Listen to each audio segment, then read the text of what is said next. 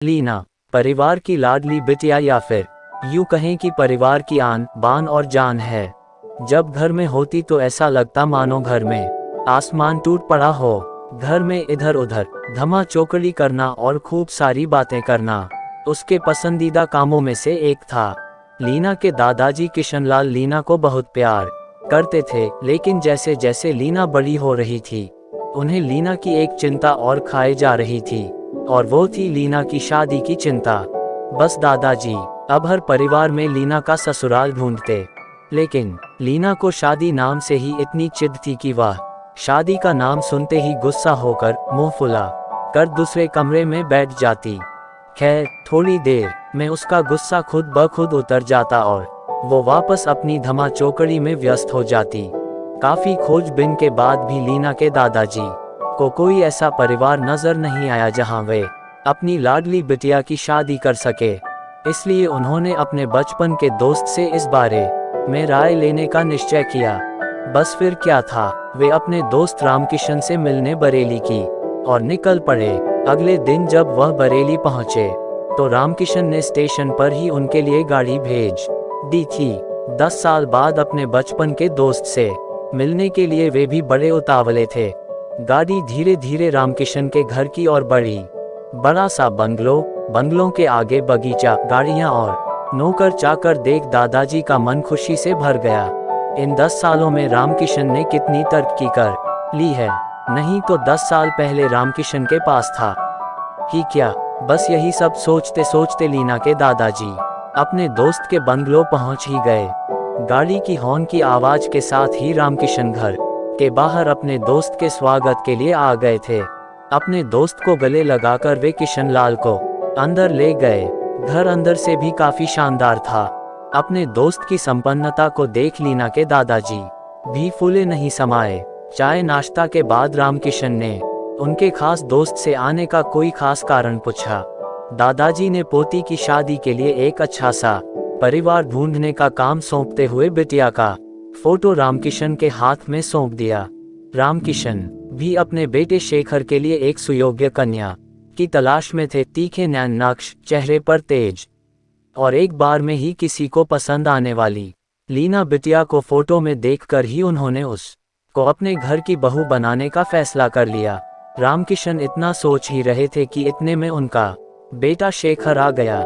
शेखर ने दादाजी के पैर छुए और हाल चाल पूछने के बाद ऑफिस की ओर निकल गया। शेखर के जाने के बाद रामकिशन ने अपने दोस्त से शेखर और लीना के संबंध के लिए पेशकश की। लीना के दादाजी को लगा जैसे रामकिशन ने उनके मुंह की बात छीन ली हो। खैर प्रसन्नता से विदा लेकर अपने घर आने का कहकर दादाजी अपने घर की ओर निकल गए। शेखर को लीना बहुत पसंद थी, लेकिन शेखर की माँ शेखर की शादी अपने से भी बड़े घर में करना चाहती थी, लेकिन शेखर के मनाने पर वह मान गई और तय समय पर शेखर और लीना की शादी हो गई। ससुराल में लीना के सास ससुर, शेखर के बड़े भैया भाभी और लीना की ही उम्र की एक ननंद थी सौम्या। अपनी सादगी और सबका अच्छे से ख्याल रखने के कारण लीना ने घर में सबके दिलों में जगह बना ली, लेकिन अपनी तमाम कोशिशों के बावजूद अपनी सासू माँ का प्यार पाने में असफल रही। वह लीना के हर काम में कुछ ना कुछ गलती निकाल ही देती थी। अपनी शादी की रात को ही शेखर ने लीना से साफ साफ कह दिया था कि घर के किसी भी मामले में मैं बिल्कुल नहीं बोलूंगा, ना तो मैं किसी बात पर माँ से बहस करूंगा और ना ही तुम्हारा साथ दूंगा। तुम्हें अपनी समझदारी से ही काम लेना होगा। लेकिन लीना की लाख कोशिशों के बावजूद भी सासू माँ के व्यवहार में कोई परिवर्तन नहीं आ रहा था। लीना की नंद जरूर उसकी माँ से लीना भाभी के प्रति इस तरह के व्यवहार पर उलझ जाती, लेकिन इससे भी केवल बात बढ़ने के अलावा कुछ नहीं होता। इसी तरह करीब 1 साल निकल गया। लीना और शेखर को जुड़वां बेटियां हुई। यह समय लीना के लिए अग्नि परीक्षा का समय था। लीना का दर्द लीना के लिए आंसू बन गया था। ससुराल में लीना को संभालने वाला कोई नहीं था और शेखर और उनके पापा ने लीना को अपने मायके भेजने के लिए पहले ही मना कर दिया था। लीना वहीं रहने को मजबूर थी।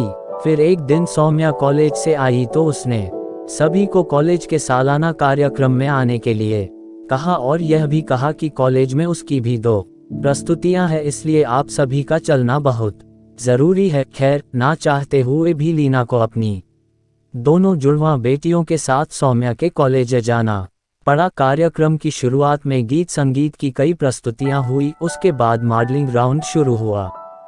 दर्शकों ने तालियों के साथ सभी का उत्साहवर्धन किया। मॉडलिंग में सौम्या ने भी हिस्सा लिया था।